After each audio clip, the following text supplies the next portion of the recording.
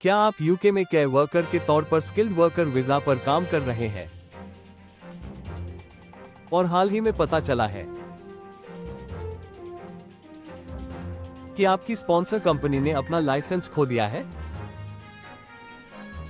या शायद आपने ऐसी कोई खबर सुनी है और अब आप अनश्योर हैं कि आगे क्या होगा?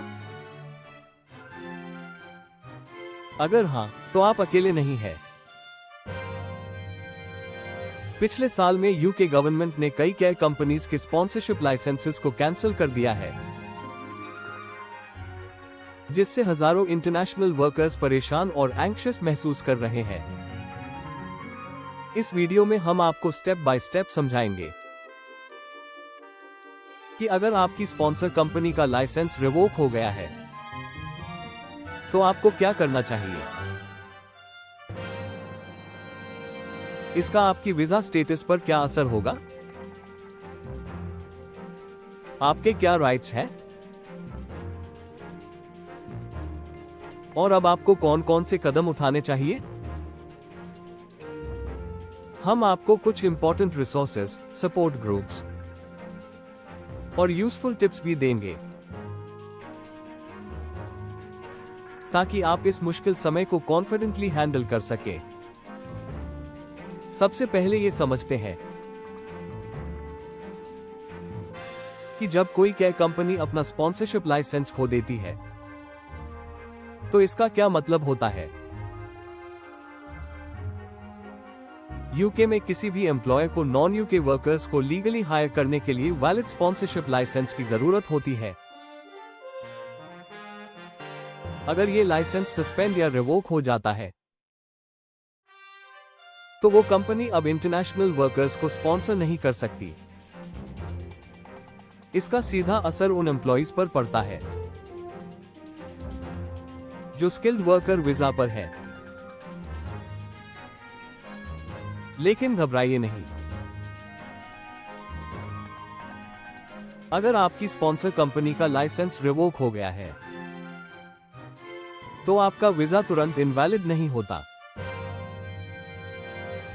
होम ऑफिस आमतौर पर आपको एक कर्टेलमेंट नोटिस भेजता है। ये एक फॉर्मल लेटर होता है जो बताता है कि आपका वीजा अब शॉर्टन कर दिया गया है। इस लेटर की डेट से आपको आमतौर पर 60 डेज का ग्रेस पीरियड मिलता है, या जब तक आपका वीजा एक्सपायर नहीं होता। जो भी पहले हो, इस दौरान आप यूके में लीगली रह सकते हैं, नया जॉब ढूंढ सकते हैं और नया वीजा अप्लाई कर सकते हैं। अब सवाल उठता है, आपको करना क्या चाहिए। सबसे पहले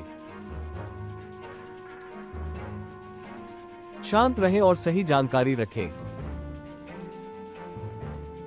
जो कर्टेलमेंट लेटर आया है उसे ध्यान से पढ़ें। 60 डे का टाइम उसी लेटर की तारीख से शुरू होता है, न कि उस दिन से जब आपने कोई अफवाह सुनी हो या किसी फ्रेंड से खबर मिली हो। अगर अभी तक आपको लेटर नहीं मिला है तो आपकी वीजा स्टेटस अभी वैलिड है। इस समय का सही इस्तेमाल करें। तुरंत नया स्पॉन्सर ढूंढना शुरू करें। यूके गवर्नमेंट का register of licensed sponsors regularly update होता है और सभी एम्प्लॉयर्स की लिस्ट देता है जो फिलहाल स्किल्ड वर्कर वीजा स्पॉन्सर कर सकते हैं। ये लिस्ट एक पीडीएफ के रूप में यूके होम ऑफिस की वेबसाइट पर फ्री में अवेलेबल है।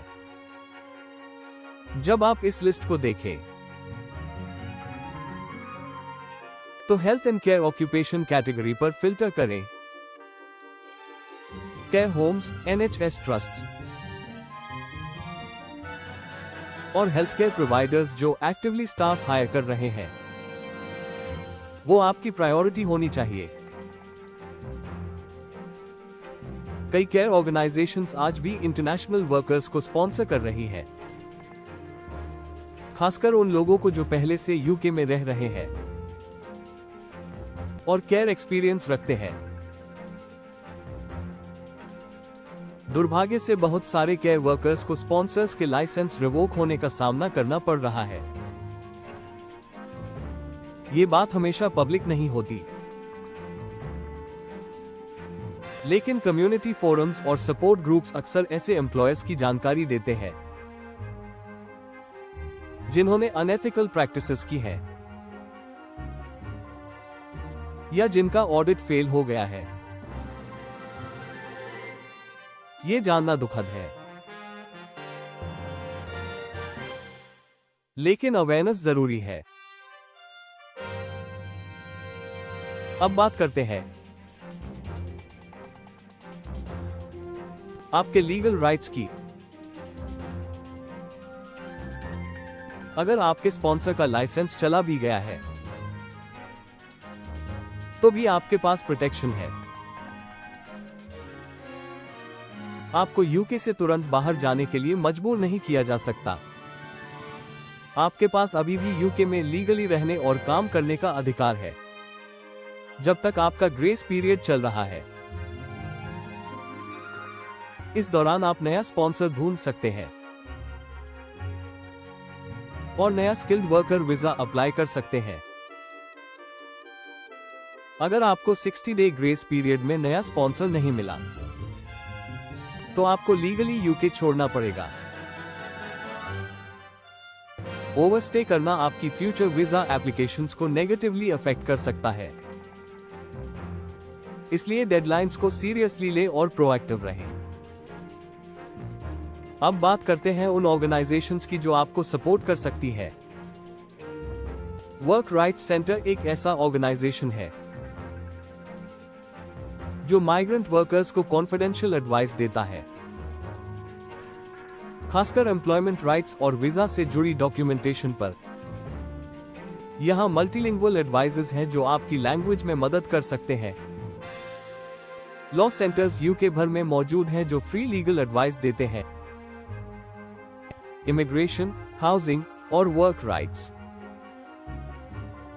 जैसे टॉपिक्स पर आप अपनी नियरेस्ट लॉ सेंटर ऑनलाइन खोज सकते हैं और अपॉइंटमेंट बुक कर सकते हैं। माइग्रेंट हेल्प यूके भी एक वैल्यूएबल रिसोर्स है जो एम्प्लॉयर अब्यूज, वीजा इश्यूज और इमरजेंसी हेल्प से जुड़ी सपोर्ट देता है। कुछ कम्युनिटी इनिशिएटिव्स जैसे फेथ बेस्ड या कल्चरल ऑर्गेनाइजेशंस भी आगे आकर मदद कर रहे हैं, चाहे वो सीवी राइटिंग हो, जॉब सर्च सपोर्ट हो या इमोशनल काउंसलिंग। अगर आपको लगता है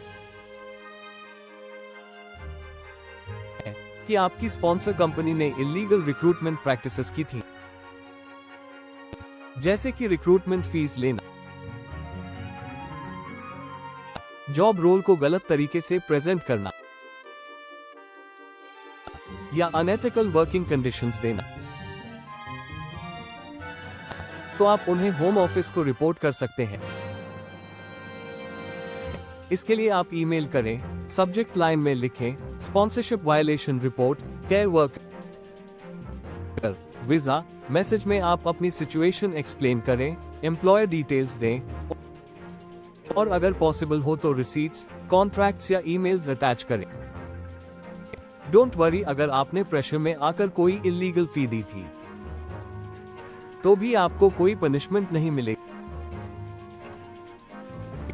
होम ऑफिस का फोकस उन एम्प्लॉयर्स को पकड़ना है जो एक्सप्लॉइट करते हैं, ना कि उन विक्टिम्स को जो मदद मांग रहे हैं।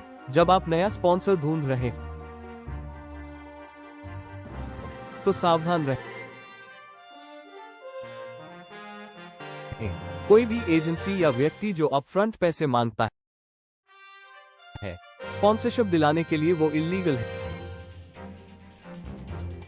ऐसे लोगों से दूर रहें।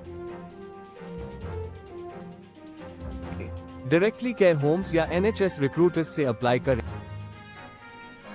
वेरीफाइड जॉब बोर्ड्स का यूज करें और कम्युनिटी जॉब फेयर्स अटेंड करें जहां अप्रूव्ड स्पॉन्सर्स हायरिंग कर रहे हो। फेसबुक और व्हाट्सएप ग्रुप्स में भी जॉब लीड्स शेयर होते हैं, लेकिन हर ऑफर को वेरीफाई करें। किसी भी जॉब को एक्सेप्ट करने से पहले स्पॉन्सर का नाम यूके गवर्नमेंट की ऑफिशियल लिस्ट में चेक कर ले। अगर आपका वीजा जल्दी एक्सपायर हो रहा है या आपको अभी तक कर्टेलमेंट लेटर नहीं मिला है, लेकिन स्पॉन्सर का लाइसेंस चला गया है, तो किसी लीगल एडवाइजर या इमिग्रेशन सॉलिसिटर से कंसल्ट करें। कई ऑर्गेनाइजेशंस लो कॉस्ट या फ्री लीगल हेल्प देती है। एक्सपर्ट एडवाइस से आपका वीजा एप्लीकेशन प्रोसेस स्मूथ हो सकता है। और हाँ, ये मत भूलिए कि आपकी मेंटल हेल्थ भी उतनी ही जरूरी है। जॉब लॉस, वीजा का अनसर्टेनिटी और फाइनेंशियल स्ट्रेस आपको इमोशनली थका सकता है। खुद को अकेला मत समझिए। सपोर्ट ग्रुप्स, फ्रेंड्स या काउंसलिंग सर्विसेज से बात कीजिए। कुछ चैरिटीज माइग्रेंट और फ्रंटलाइन वर्कर्स के लिए फ्री मेंटल हेल्थ सपोर्ट देती हैं। अब एक क्विक समरी देते हैं। अगर आपकी स्पॉन्सर कंपनी का लाइसेंस कैंसिल हो जाए तो आपको क्या करना है? कर्टेलमेंट लेटर का वेट करें और उस पर दी गई 60 डे डेडलाइन को नोट करें।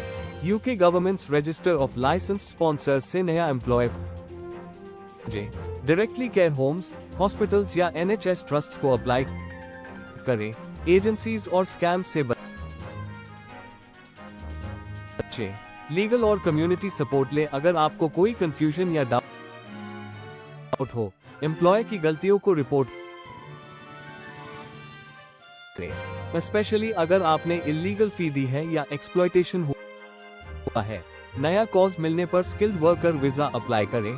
डिले ना करें। ग्रेस पीरियड खत्म होने से पहले एक्शन लें। ओवरस्टे मत करें। हम जानते हैं कि ये समय केयर वर्कर्स के लिए मुश्किल भरा है,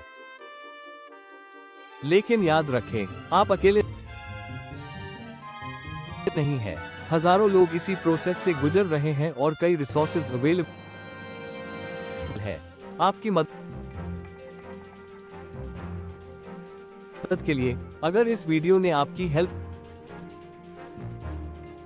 की हो तो इसे अपने साथियों और दोस्तों के साथ जरूर शेयर करें जो केयर सेक्टर में काम कर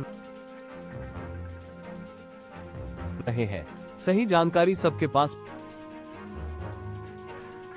पहुंचे, ये आज की सबसे बड़ी नीड है। आपके कोई सवाल या एक्सपीरियंस हो तो नीचे कमेंट करें। आपकी स्टोरी किसी और की हेल्प कर सकती है। और अगर आपने अभी तक हमारे चैनल को सब्सक्राइब नहीं किया है तो जरूर करें। हम regularly visa updates, care worker news और इमिग्रेशन टिप्स शेयर करते हैं ताकि आप इन्फॉर्म्ड और प्रिपेयर्ड रहें। नोटिफिकेशन बेल भी जरूर ऑन करें ताकि कोई इंपॉर्टेंट अपडेट मिस ना हो। हर फ्राइडे हम लाइव सेशन करते हैं जहां हम आपके वीजा क्वेश्चंस का जवाब देते हैं, लीगल एक्सपर्ट्स को बताते हैं और स्पॉन्सरशिप से जुड़ी रियल टाइम अपडेट्स शेयर करते हैं। थैंक यू फॉर वॉचिंग और स्ट्रॉन्ग बने रहें। एक केयर वर्कर के रूप में आपका कंट्रीब्यूशन बहुत वैल्यूएबल है और हम यहाँ हैं आपकी राइट्स और फ्यूचर को सिक्योर करने के लिए।